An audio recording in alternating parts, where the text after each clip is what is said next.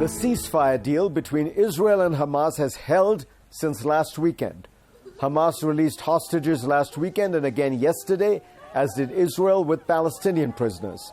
This is set to continue under phase 1 of the deal, which lasts 5 more weeks. Still to be negotiated are a possible phase 2 or 3, which could bring back all the hostages and even end the war for good and begin a new chapter in Gaza. Earlier this week, I spoke in Davos to Israel's head of state, President Isaac Herzog, about the prospects for a phase 2 and about the future of the region, a potential Palestinian state, and much more. We are, what is it now, 1 year, 3 months from the October 7th attack, which then triggered the war. And it seems to me that Israel's situation today has utterly transformed. Hamas is in very bad shape. Its leadership has been largely destroyed. Hezbollah has been substantially weakened. Multiple levels of its leadership have been destroyed. Iran, its air defenses have been essentially neutralized. Its capacity to make weaponry has been significantly impeded. When you look at all that, do you view it as an opportunity for Israel, and what kind of opportunity? First of all, we are still at war. Of course, the ceasefire began on Sunday, and that is a very blessed moment, especially as we are hoping and yearning and working towards bringing back our hostages. Clearly, the situation poses a great opportunity for the world at large, especially the free world, because the source of evil that emanates and covers us all starts with terror, especially with Iranian-instigated terror.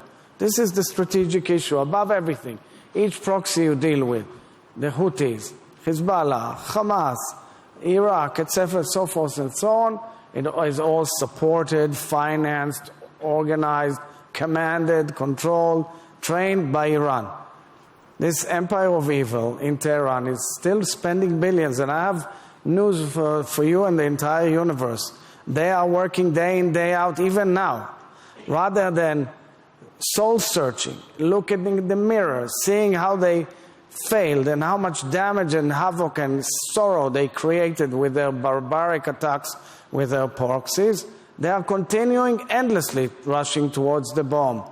And, of course, planning all the time terror attacks world over and in our region. And I'm warning the world not to fall into kind of an aura of optimism, but rather be lucid about it. But let me ask you then, what would you advocate happen with Iran? Because right now, the United States has already a fairly strong, there are sanctions against Iran. The United States supported Israel when it went after Iran's air defenses. Do you believe this is the moment to strike Iran? Do you believe it's the moment to confront Iran with a new nuclear deal, which is, no nuclear program, but also no support for proxies? So I would be, of course, cautious in what I say because of the sensitivity.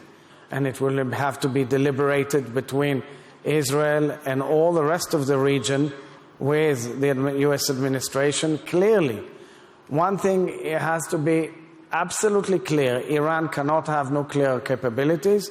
And two, Iran has to stop with its proxies and this kind of axis of evil which has caused such tremendous pain. So you talked about transforming the region, and part of that clearly would be if Israel and Saudi Arabia could have relations, because that would almost certainly then trigger a broader Arab reconciliation with Israel. The Saudi government has made clear that in order for that to happen, they need to see, in the foreign minister's words, permanent and irreversible steps toward a Palestinian state. The Crown Prince of Saudi Arabia has talked about a return to 67 borders.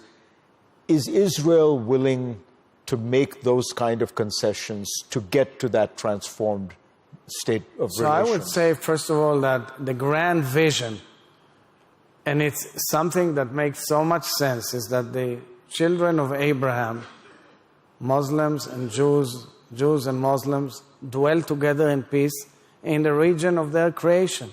It is something that after the enormous pain, really pain and enormous tragedies, we should strive for.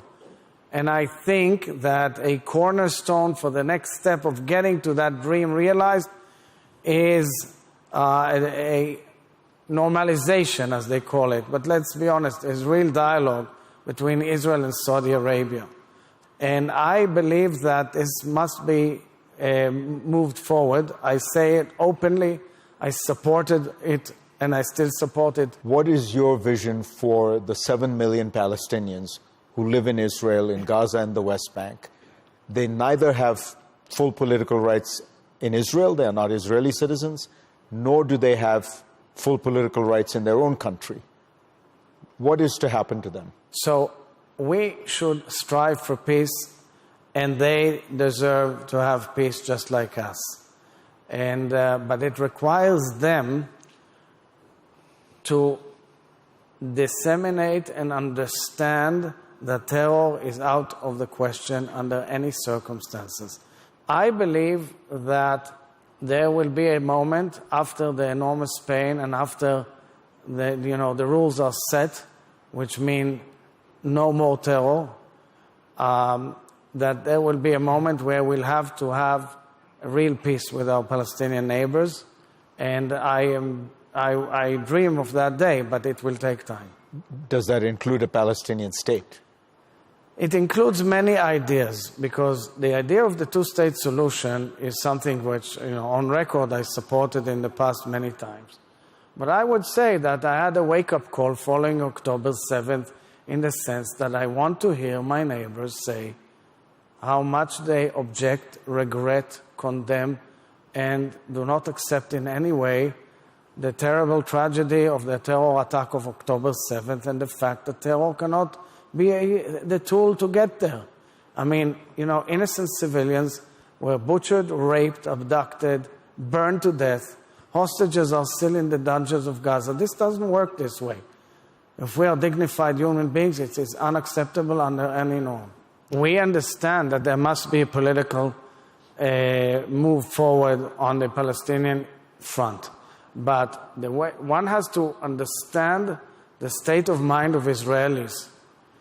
To come after such a horror and a national trauma, surrounded from 7 different frontiers, and expect Israelis to say, hey guys, we are just, we're withdrawing, we're pulling out from that settlement or otherwise, that's not realistic at all.